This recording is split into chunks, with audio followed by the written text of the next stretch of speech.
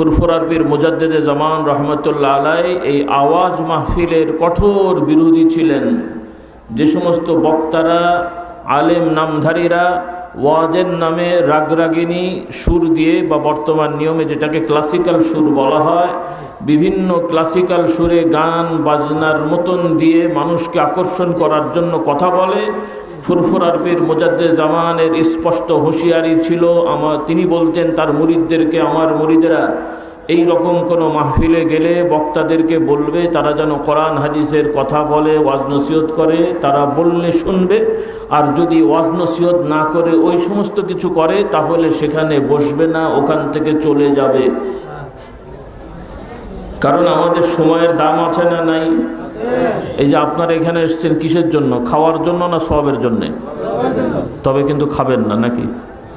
হ্যাঁ, খাবেন, দোষ নাই, কিন্তু মূল উদ্দেশ্য কি? সওয়াব।